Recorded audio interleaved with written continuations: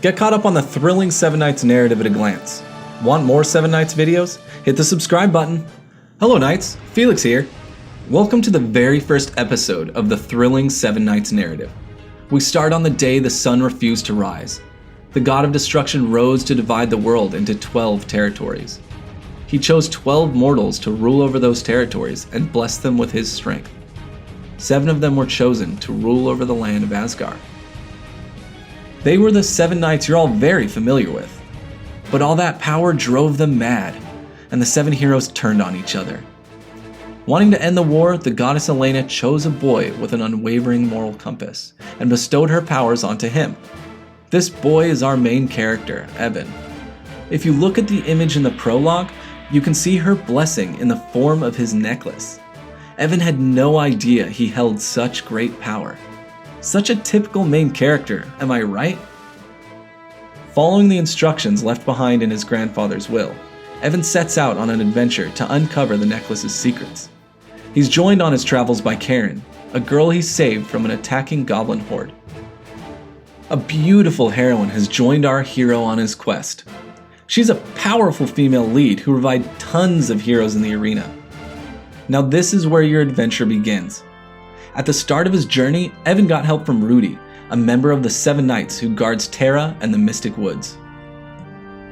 Rudy is the face of the 7 Knights, and he'll continue to be an important figure in our story. He's a man with strong leadership skills who knows how to make tough decisions. If a hero's path is too smooth, the story is boring. So Evan has his first bout with adversity when Chris arrives on the scene. While covering for Rudy, Chris, who's another member of the 7 Knights, discovered that all of his men had been slaughtered. Nox, his second in command, told him with his dying breath that the evil deed was done by someone who controlled the power of light. Suspecting Rudy of foul play, Chris up and vanished. The two used to be great friends, but as they battled for the Throne of Light, their friendship fell apart. I guess you could say they kind of have a love-hate relationship. While on his journey, Evan met other heroes who would later become part of Evan's crew. Snipper and Joopy, who are really good friends.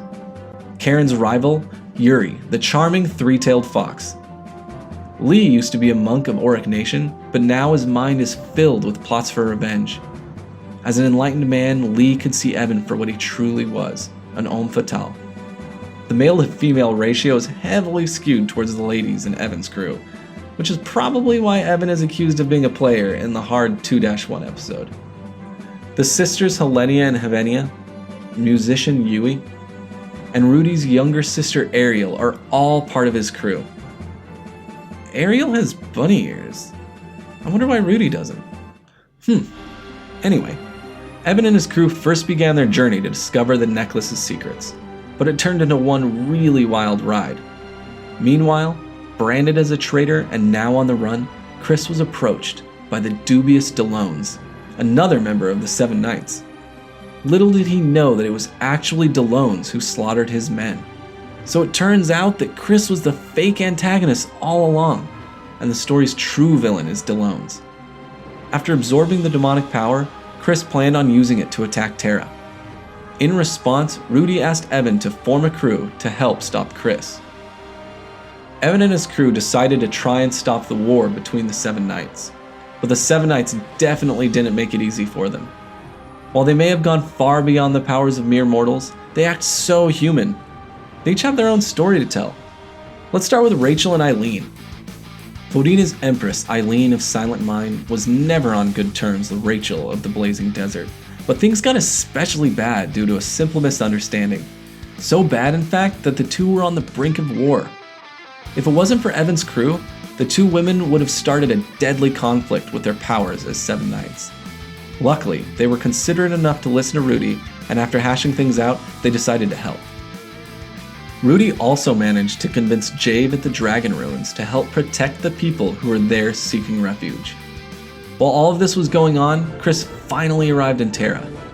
Something terrible would have happened, but Rudy got through to Chris and cleared up their misunderstanding. Once Chris figured out Delone's true motives, he wanted him dead. Delones attempted to summon the ancient dragon Destroyer Gaze, while Evan's crew did everything they could to stop him. As they headed out to confront DeLones, they ran into Spike, who's ready to go berserk. Luckily, they were able to stop him with the help of Jave, Spike's bestie. Jave said he'd get into Spike's castle by marching right up to the front gate and knocking. How cute is that? If you check out the Season 2 Affinity, you'll see some neat stuff. Fodina's Empress Eileen thought that Jave was kinda cute, but Spike's reaction to that was, "Leave Jave alone." Well, I guess that's what happens when someone tries to get between a man and his best friend. After stopping the war between the Seven Knights, Evan then attempted to stop the fight between Chris and DeLones. But DeLones took the demonic power from Chris and ran away to the land of Aisha. DeLones became the biggest antagonist to ever antagonize. But what are DeLones' true motives? Is he really just an evil villain? The riveting story continues. Make sure to come back and find out what happens to DeLones and the de facto powers in the second episode. You will be coming back, right? If you want to watch more videos on the Seven Knights narrative, be sure to hit the subscribe button.